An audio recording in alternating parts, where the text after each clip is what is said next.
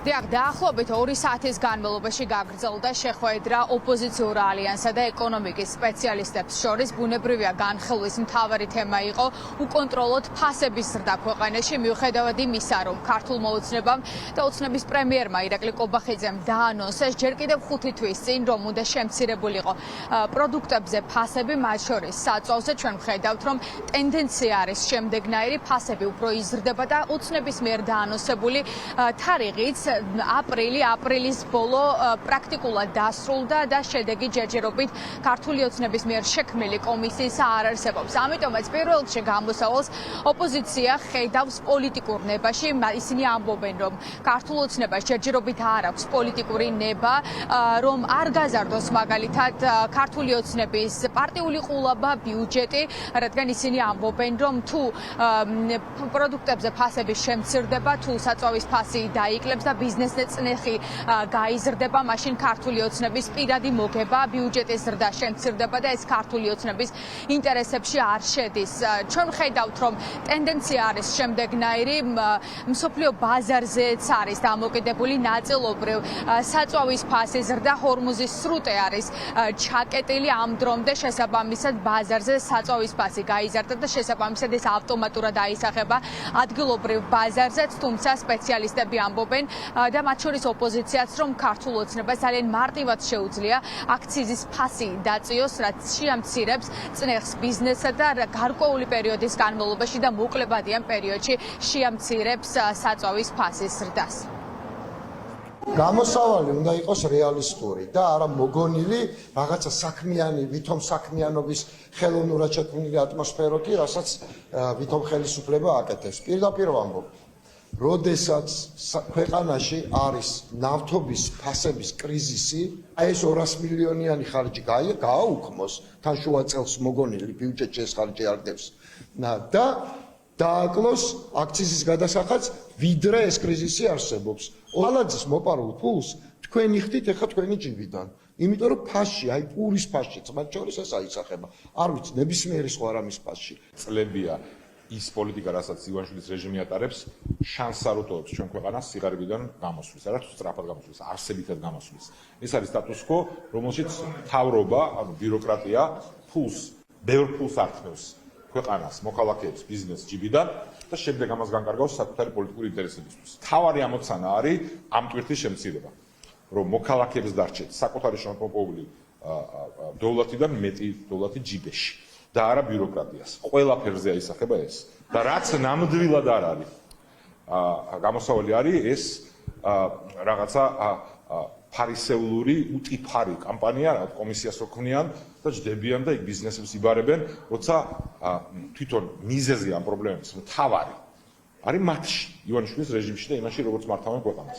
მთლიანად საქართველოს ეკონომიკა მოაწყვეს ისე, რომ ფულს აკეთებენ თვითონ, ჩვენ ყველაფერი გვიზრდება. აი მაგალითად საწვავის ფასი ხო აწუხებს ეხა სულ ყველას არა?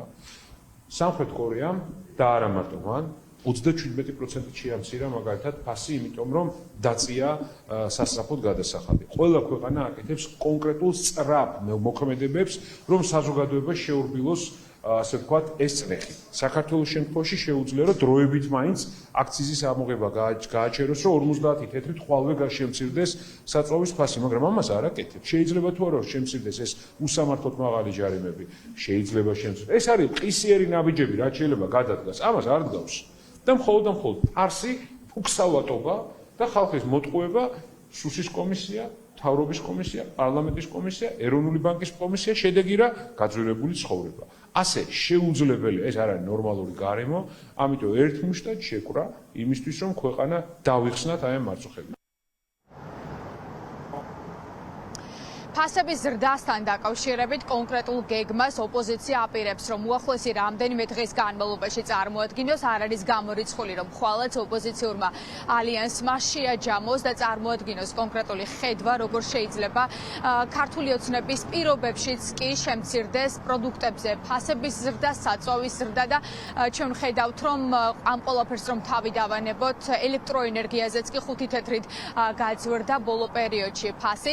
ექსპერტები ამით შეიძლება ითქვას, ეკონომიკური მიმომხილველები სრულად იზიარებენ ოპოზიციის პოზიციას. ისინი ამბობენ, რომ ქართული ოცნების შექმნილი კომისია, როგორც პარლამენტში, ასევე მთავრობის დონეზეც არის ფარსი, საზოგადოების შეცდომაში შეყვანა, მათი მოტყუება და შეიძლება ითქვას, რომ ქართული ოცნების ამ მრჩეველშიც არის ასე ვთქვათ, წუხილი მასთან დაკავშირებით, რომ ქვეყანაში ფასები იზრდება ყველა მიმართულებით, ამიტომაც ექსპერტებიც ამბობენ, რომ ოცნება ცდილობს ახლად რომ მოიგოს და შექმნას ილუზია, რომ ყველაფერს აკეთებენ ფასების დასარეგულირებლად. ექსპერტები ამბობენ, რომ პირველ რიგში, რაც შეეხება საწვავის ზრდას, აუცილებელი და ნომერ პირველი ამოცანა უნდა იყოს ოცნების, რომ საწვავზე აქციზის ფასი შეამციროს, რათა ბიზნესმა უკვე ადგილობრივ დონეზე აღარ გაზარდოს საწვავზე ფასი, რაც შეეხება პროდუქტებზე ჩვენ ვხედავთ, რომ არა მხოლოდ იმპორტირებულ, არამედ პირველადი მოხმარების საგნებზე, მათ შორის შაქარზეც კი იზრდება აქტიურად ფასები. სპეციალისტები ამბობენ, რომ საწვავის ფასის ზრდა ეს ავტომატურად აისახება იმაზე, რომ პროდუქტებზეც გაიზრდება ფასები და ქართულმა ოცნებამ თითი არ უნდა გაიშვიროს დისტრიბუტორებისკენ, მწარმოებლებისკენ და თავად ადგილობრივ დონეზე უნდა შეამციროს მათ შორის პროდუქტებზე ფასების ზრდაც. გაზვირდა ელექტროენერგია, ნავთობი გაზვირდა, იმიტომ რომ ომია რეგიონში მოგეხსენებათ. ერთ-ერთი მნიშვნელოვანი, რა თქმა უნდა, არის კორუფციასთან ბრძოლა, კარტელურ გარიგებებთან, ვთქვათ, კონკურენციის გაზრდა. კონკურენციის სააგენტო უნდა ასრულებდეს თავის ფუნქციებს და არ უნდა გვჭირდებოდეს რაღაცა 3 და 4 კომისიის შექმნა ფასების საკონტროლოდ და ძალიან ბევრი რა თქმა უნდა პოლიტიკური ნება პირველ რიგში იმისთვის რომ ბიზნეს მოეხსას წნეხი რასაც ვთქვათ კორუფცია და კორუფციული გარიგებები ბიზნეს ეკონომიკის თეორიაში პირველ კურსზე ისწავლება რომ მსგავსი მეთოდებით ფასების შემცირება არ ხდება რაღაცა კომისიების შექმნით თორემ საბჭოთა კავშირი დღესაც იქნებოდა და იშლებოდა, იმიტომ რომ იქ რო აკონტროლებდნენ ფასებს ისეთი უნდა. საწვავის ფასი ძალიან სენსიტიურია და პირდაპირ პროპორციულად აისახება სურსათის ფასებზე, იმიტომ რომ ლოგისტიკას აქ უჭირავს ლომისვრილი. ესე იგი, აქ რა თქმა უნდა არის შესაძლებელი სახელმწიფოს მხრიდან, რომ თუნდაც მინიმუმ მოხდეს გარკვეული პერიოდით მორატორიუმი აქციისთან დაკავშირებით, დროებით, ამოსუნთქვის საშუალებას მიცემს ბიზნეს, სანამ ვთქვათ პლატზე ფასები მაღალია და სანამ დარეგულირდება. თქმა უნდა, ეს იყო ჩვეულებრივად დადგმული შოუ და ბოლოს მივიღეთ ის, რომ თურმე არც Big 4-ი არ ჭირდებათ, რომ შეისწავლონ რეალურად რა პრობლემატური საკითხები არის და ისევ რაღაც ხელშეშორე კონკურენციის სააგენტოს, რომელიც ისედაც ვალდებული იყო, რომ ბაზარზე გაეწია კონტროლი, ასე რომ ეს უბრალოდ იყო უნიჭოდ დადგმული შოუ. ავტოპროდუქტებზე არის ძალიან მაღალი აქციზი საქართველოში, სრულად გაუმართლებლად ჩემს აზრით. ამ აქციზის დაწევა მაგალითად არის ზედაპირზე რაც დევს სწრაფად გაკეთებადი რაღაცა, რომელიც პირდაპირ უნდა მოქმედებდეს მაგალითად ფასების დაწევას. გადასახადები DGG საშემოსავლო მოგების გადასახადი და ყველა ის გადასახადი, რომელიც სახელმწიფო კრებს, ეს ყველაფერი საბოლოოდ ფასებში აისახება. ამიტომ კარგად გვესმოდეს, რომ რაღაც თვალსაზრისით ფასების ზრდა დაკავშირებულია ამ გადასახადთან. ამიტომ უნდა ვეცადოთ, რომ ეკონომიკა გამომუშავოთ, რაც შეიძლება დაბალი საგადასახადო გვერდით. იმიტომ რომ ამას სპეციალისტები მათ შორის პრობლემას ხედავენ ბაზარზე კონკურენციის არარსებობაში და ამბობენ, რომ კონკურენციის სააგენტო, რომელიც წესით უნდა არეგულირებდეს ამ პრობლემას, სასურსათო ბაზარზეც მათ შორის არაფერს აკეთებს, კონკურენცია არის საკმაოდ დაბალი, რაც არის ერთ-ერთი განმაპირობებელი იმისა, რომ პროდუქტებზე ფასები არათუ მცირდება, სულ უფრო და უფრო მეტად იზრდება და ბუნებრივია მთავარ პრობლემას დღეს როგორც ოპოზიცია, ასევე სპეციალისტები ხედავენ პოლიტიკური ნების არარსებობაში.